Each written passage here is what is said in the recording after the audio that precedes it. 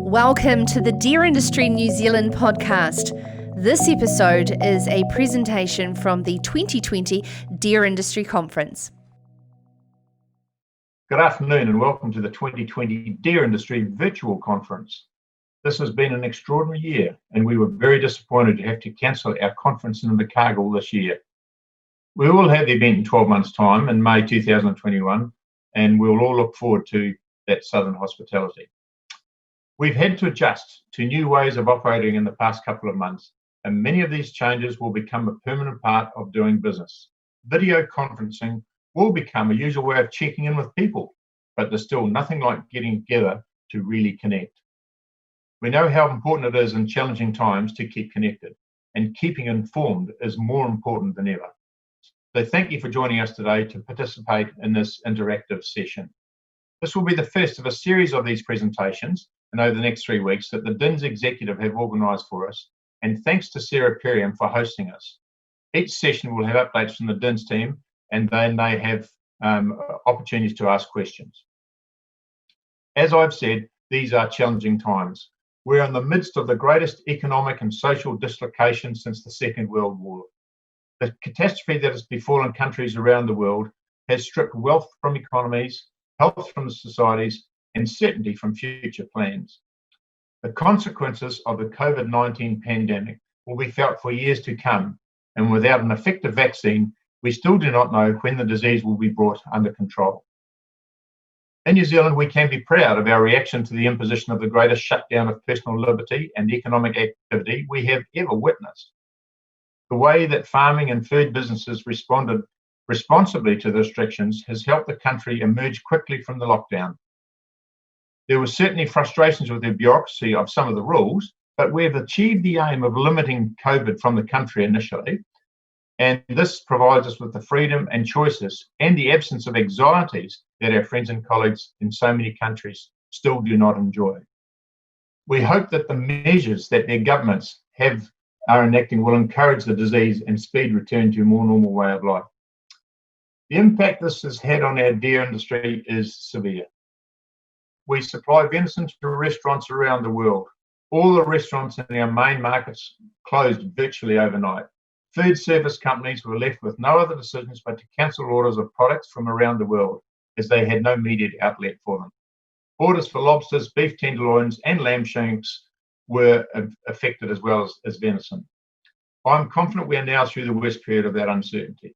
Catering establishments around the world are reopening and commerce is flowing or starting to. Our venison marketing companies have signalled some improving price expectations for later in this year, and while we might not like what they are telling us, it is better to have some guidance to allow for planning and budgeting. You'll be hearing from Nick and the venison marketers later in this session. As an industry, we have the balance of two main revenue streams, and this has helped us in the past. Sometimes when venison is down, velvet is up, and vice versa. We were very lucky that the COVID pandemic affected China and the Republic of Korea at the end of our main velvet export season this year. We have enjoyed a great run of velvet prizes over the last few years, and while it is too early to give any guidance on future price levels, there are some positive signs for the coming year. Reece will bring us up to date with the velvet prospects later in this session as well. But with the good returns comes responsibilities too. We must be responsible with how we maintain the high standards of animal welfare. We must be responsible with how we manage our stags on winter crops. Market returns are uncertain, so we all need to watch the costs of our inputs very carefully to avoid the false economy of maximising production at the cost of profit. At the start of the year, our challenges were mainly domestically focused. Changes to the water regulations, the imposition of costs to account for greenhouse gas emissions, and the perception of an urban-rural divide threatening our sense of place as responsible food producers and guardians of the land. The impact of COVID has not changed the need to address these issues, however, but has changed the nature of the conversation. Food producers are held in high regard by the New Zealand population now.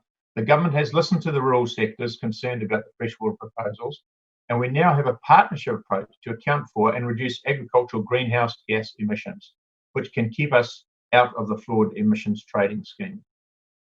We spoke at the 2019 conference in Wellington about doing the right thing, about managing our land, our animals, and our people the right way to ensure that we can be proud of our business and our industry and present these good practices to the communities of interest. At DINS, we've been investing in helping farmers with deer complete and use farm environment plans to improve soil and water management. We remain committed to helping 100% of deer farmers have farm environment plans, understand them, and execute the plans on their properties. The rules around freshwater management, so contentious last year, have been set, so we now know what we have to do. There will be costs, and there are still some details that need to be worked through, and we'll continue to challenge unnecessary bureaucracy of consenting if consenting is needed for everyday farming activities. But we need to show where we already meet those requirements, which will be on the majority of farms, and get on with it where we need to. The rollout of our deer industry environment groups over the last 18 months have been some of the most effective practice change groups we have initiated. And I encourage all deer farmers with deer to seek to get involved to help share the practical lessons on improving land management. On the issue of greenhouse gases and a changing climate, weather extremes are predicted to become a more regular part of our lives. A one-off drought, an unseasonal storm, or warm winter's days do not in itself signify climate change, but the trend of steadily rising global temperatures and warming oceans is irrefutable. As a result, our nation has committed to reducing our emissions of greenhouse gases, and agriculture has been called on to play its part. We do not agree with all the calculations, and we do not agree with the weighting that short-lived biological methane gets when fossil fuels are clearly the dominant contributor to rising greenhouse gas levels in the atmosphere. And we continue to work with other agricultural organisations and the New Zealand government to arrive at a better assessment of the real impact of changes in methane levels. Deer Industry New Zealand has joined with all other agriculture sector groups in a partnership with government to introduce mechanisms that will account for and put a price on agricultural greenhouse gas emissions. This partnership is called Hawaka Eka Noa, and it gives agriculture 5 years to introduce a mechanism that will lower farm emissions and to help with adaptation to climate change.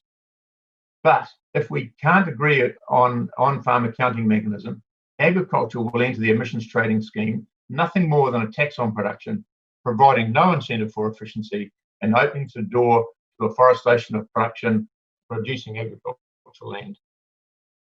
I've spoken to the government ministers about the risks to rural communities from blanket forestry. I've been told that this is not the government's intention, but livestock options must be allowed to compete fairly with other land uses. Deer farming, whether for breeding, venison, finishing, or velvet, needs to be allowed to compete for your dollar without being hamstrung by the foreign investment rules and incentives that undermine food production as an option for New Zealand. But deer farming needs to be productive and efficient, and we continue to see increases in carcass weights as the sign that farmers have responded well to the challenge of increasing productivity. The combination of improved genetics, feeding, and health practices means your deer are more productive than ever before, and we see that with increasing carcass weights of nearly 5 kilograms over the last few years. As a deer industry, we certainly celebrate our characteristics of fortitude and resilience in the face of adversity and our innovation to overcome these challenges. The drought and feed shortages that affected much of the country at the moment are testing that resilience to the max. The characteristic of farmers that must change is stoicism. Stress erodes confidence, impedes decision making, and the cumulative stress that many farmers and their families are under has led to unfortunate consequences. I implore you to be brave enough to have conversations with your friends, neighbours, and colleagues to normalise discussions about stress and mental health. DINS has run some exceptional activities with some of our younger and new members of the sector on dealing with pressure. Hopefully, some of these lessons provided during those sessions have assisted them manage some of the uncertainty that currently affects their businesses and farming lives as we move through this difficult period. To help get through this, we need to look out to the post-COVID world. Things will improve. The people who like our venison and the use of our deer products are still fans of those products, and they will return once the normal channels of commerce fully reopen. Over the next few online sessions, the DINS team and deer product marketers will run through their current work programs and how they see the future for our deer industry. They will all welcome questions that any of the questions you may have. So in finishing, I would just like to thank Innes and his team for the efforts over the last year, and particularly the challenges of the last 3 or 4 months. The challenges that we're all aware of have been felt by the staff as well as the board, and I can assure you that everyone is working hard to create some certainty for the future. Thank you very much. Now, Ian Walker joins us now following that presentation. Good afternoon, sir. Hi, Sarah. How are you? Good. Very interesting stuff. Now, you said that you thought the environment groups DINS had set up is going well. What's working well with them? Well, I think, as you've probably been aware, we set a strategy back 2 years ago where we announced that we wanted 100% of deer farms to have farm environment plans. And that's been, we've increased the scope of some of the advanced parties, and so we've been encouraging them to get involved in those. And so that's what I guess what I'm referring to there. Yeah, cool. Now, my apologies that Joel, would you mind just turning Ian's audio up slightly? That'd be fabulous. Thank you very much. Now, I know the Hawke's Bay is going through a very tough time. What has DINS been doing to help with the drought? Yeah, no, there's certainly been some challenges, Sarah, in Hawke's Bay, and I think DINS have done a little bit, and the Deer Farmers Association, particularly the local branch, have done a lot of work, and including some branches from outside of Hawke's Bay in terms of getting feed in there. But from a DINS perspective, we've continued to talk with particularly the avenues where deer have been slaughtered or can be slaughtered, to try and make sure that there's a flow of stock occurring. Maybe a question. So sorry, Ian. Yeah, one of the strategies obviously is getting through the drought is destocking, which can is a way of decreasing your feed demand. Yeah. Staying in the Hawke's Bay, DINS has been a funder of Osprey. What have you been doing to work alongside Osprey with managing TB in the region? Yeah, that's an interesting question at the moment, because DINS is a shareholder of Osprey, and I actually am involved with that group dealing with the TB. Now, up until now, there's been no deer herds that have been involved that have had infections diagnosed, but I think there may be one that's hanging in the air at the moment. And there's a whole lot of background to that particular area, because it's been a challenge to keep the infected possums and deer in that area, with the wild ones, to keep them under control, to try and so that that infection doesn't spread to those farms. So we're pretty actively involved as feedback to Osprey as well in terms of what's happening. Wonderful. Thank you very much for kicking us off in this 3-part series across the next 3 Tuesdays. It's Ian Walker, your chair for Deer Industry New Zealand. If you'd like to watch this episode, head to Deer Industry on YouTube to find that and more from the 2020 Deer Industry Conference. And for more information, head to www.deernz.org.